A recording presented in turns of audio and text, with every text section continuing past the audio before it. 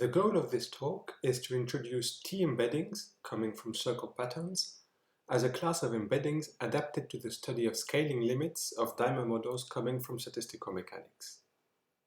Let us first introduce the Dimer model. The framework is that you have a bipartite graph, bipartite meaning that the vertices are colored black and white. Black vertices only have white neighbors, while white vertices only have black neighbors. This bipartite graph is planar, and each edge carries a positive weight. A dimer covering is a subset of edges of the graph, such that each vertex is incident to exactly one edge in the subset. For the graph at the top of the slide, you have three dimer coverings. The dimers are depicted in blue. Each dimer covering has a weight, which is the product of the weights of the dimers. For example, for the first of the three dimer coverings, the weight is C times D times E.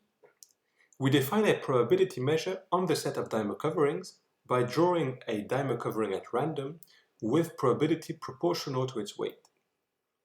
Actually, each edge of the graph carries a Castellane weight, which is a complex number whose modulus is equal to the positive weight of this edge. These Castellane weights appear as entries of a matrix which is used to compute the partition function and the correlations of the dimer model. An arbitrary assignment of complex numbers to the edges have the Castellane property if it satisfies certain conditions. In this talk, we will focus on a specific dimer model, the one coming from the Aztec diamond. The Aztec diamond of size n is a finite graph drawn on the square grid. On the left, you have the Aztec diamond of size 3. There are four types of dimers, which are depicted with four colors. There are two types of horizontal dimers, depending on whether the black vertex is to the left or to the right, and similarly, two types of vertical dimers. The edge weights are all equal to 1, so that the probability measure on dimer coverings is just the uniform measure. If we draw a uniformly random dimer covering of an Aztec diamond of large size, you obtain a picture as on the right. Outside the circle inscribed in the square, there are four monochromatic regions called frozen regions. Inside that circle, the four colors are mixed, but the density of each color is asymptotically determined. We can make the statement more specific using the concept of height function. Via the height function, a dimer covering can be seen as a surface. Then, the random surface associated with the random dimer covering of a large Aztec diamond asymptotically concentrates around a deterministic surface called the limit shape. The fluctuations of this random surface around the limit shape are given by the GFF, the Gaussian free field, which is a conformally invariant Gaussian process. But the conformal structure used to define this GFF is not the one induced by the Euclidean metric. It's a different one which is known exactly. All what I have just mentioned are well-established results, and the question I want to address in this talk is, can we recover these classical limiting results for the dimer model using a different approach, namely the approach of t-embeddings coming from circle patterns? Let us define circle patterns. If you have a planar graph G, a circle pattern for G is a drawing of G in the plane, such that each face is cyclic, meaning that for each face, there is a circle going through the vertices of that face. To each dual vertex of that graph, you can associate the center of the corresponding circle. And then, connecting the centers with dual edges, you obtain a drawing of the dual graph of G. When that drawing is an embedding, this is called a t-embedding. So what is the connection between dimer models and t-embeddings? If you start with a t-embedding of a planar bipartite graph G, then you can construct Castellane weights on the edges of G as follows. Whenever you have an edge connecting a black vertex B to a white vertex W, you look at how the associated dual edge is embedded. You look at the vector corresponding to that dual edge, oriented in such a way that the black vertex B lies to its left. That vector is a complex number, and you associate to this edge that complex number. This gives weights that satisfy the Castellane condition.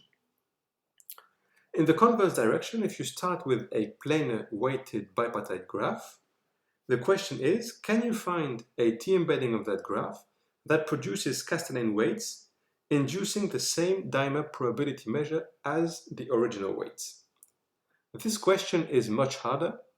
Uniqueness and existence results are much harder to obtain and depend on the boundary conditions required for the t-embedding.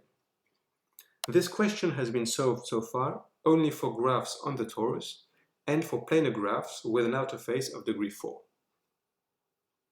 Let's go back to the special case of the Aztec diamond.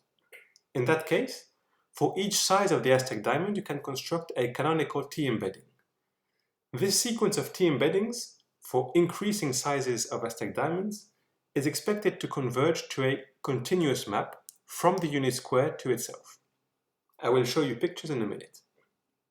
However, this map does not directly give the right conformal structure to describe the GFF fluctuations. We need one more ingredient that I will introduce later.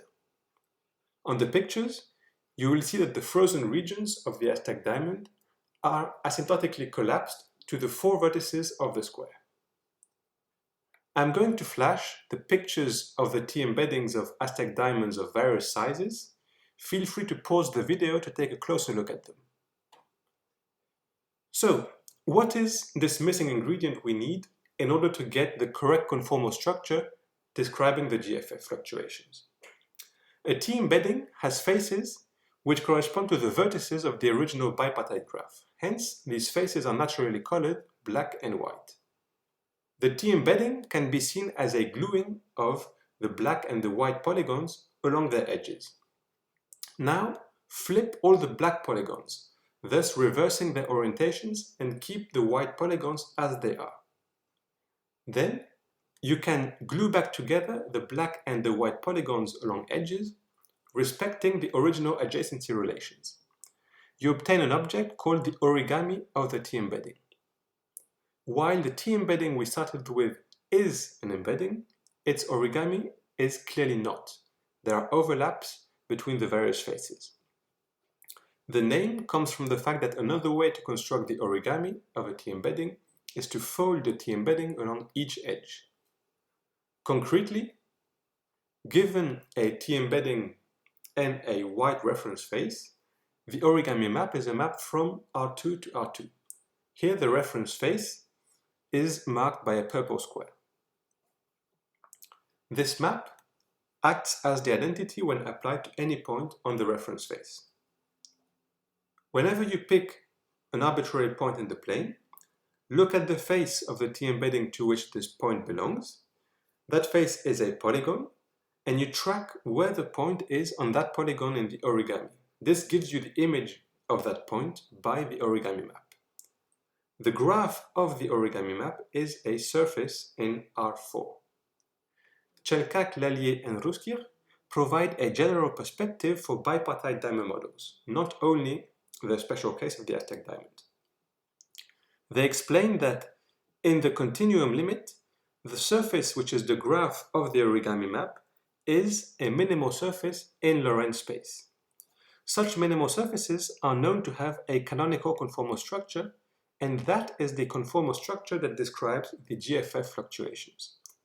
This requires technical assumptions which are not known to be satisfied by any special case, except for the square grid annulus case. With Chelkak, we have shown that for the Aztec diamond, this perspective is indeed verified, and we produce the explicit minimal surface in that case. For this, we need to assume the convergence of the sequence of t-embeddings. Here are the various articles I mentioned. This is the end of this talk. Thanks for watching.